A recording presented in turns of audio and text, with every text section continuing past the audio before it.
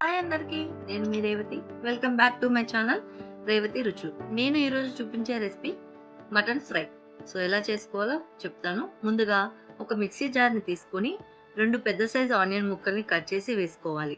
అలానే ఒక పెద్ద సైజ్ టమాటోని తీసుకొని ముక్కలుగా కట్ చేసి వేసుకోవాలి. దాంట్లోనే ఒక టేబుల్ స్పూన్ కారం, ఒక టేబుల్ స్పూన్ ధనియాల పొడి, half table spoon garam masala, 2 table spoon కొబ్బరి పొడిని వేసుకొని ఒక హాఫ్ టేబుల్ స్పూన్ వరకు ఆయిల్ని వేసి వాటర్ ఏమీ యాడ్ చేయకుండా మెత్తగా మిక్సీ పట్టుకోవాలి. ఇది సైడ్ పెట్టుకొని ఇప్పుడు స్టవ్ ఆన్ చేసి ప్యాన్ పెట్టుకొని దాంట్లో 3 టేబుల్ స్పూన్ వరకు ఆయిల్ని వేసుకోవాలి. ఇలా ఆయిల్ వేడెక్కిన తర్వాత ముందుగా కడిగి శుభ్రం చేసుకున్న మటన్ని వేసి కొద్దిగా ఫ్రై చేసుకోవాలి.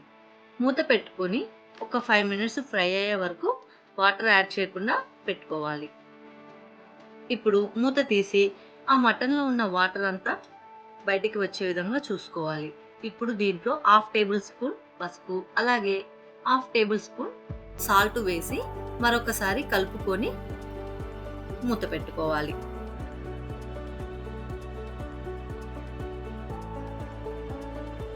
ఇలా 5 నిమిషాలు ఉడికించుకున్న తర్వాత మూత తీసి కొద్దిగా వాటర్ అనేది యాడ్ చేసుకోవాలి. ఎందుకు అంటే మటన్ తొందరగా ఉడకదు. ఇక్కడ నేను కుక్కర్ వాడట్లేను ప్యాన్లో, కాబట్టి కొంచెం వాటర్ అనేది యాడ్ చేసుకోవాలి. క్వాంటిటీ అనేది మీ ఇష్టం అండి. మరీ ఎక్కువగా కాకుండా మనకు మటన్ ఉడకడానికి ఎంత వాటర్ అయితే కావాలో అంత వేసుకొని మరొక 10 నిమిషాలు ఉడికించుకోవాలి. ఇలా ఉడికిన తర్వాత మూత తీసి మొత్తం కూడా ఇక్కడ చూపించిన విధంగా డ్రై ఫ్రై లాగా అవ్వాలి.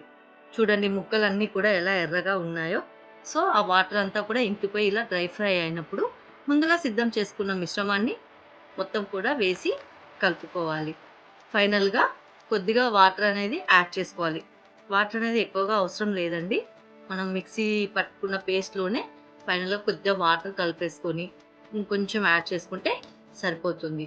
ఇలా యాడ్ చేసుకున్న తర్వాత ఈ మిశ్రమాన్ని మొత్తం ఒకసారి కలుపుకొని మూత పెట్టి మరొక 5 నిమిషాలు ఉడికించుకొని ఫైనల్‌గా కొత్తిమీర వేసుకొని స్టవ్ ఆఫ్ చేసుకోవాలి.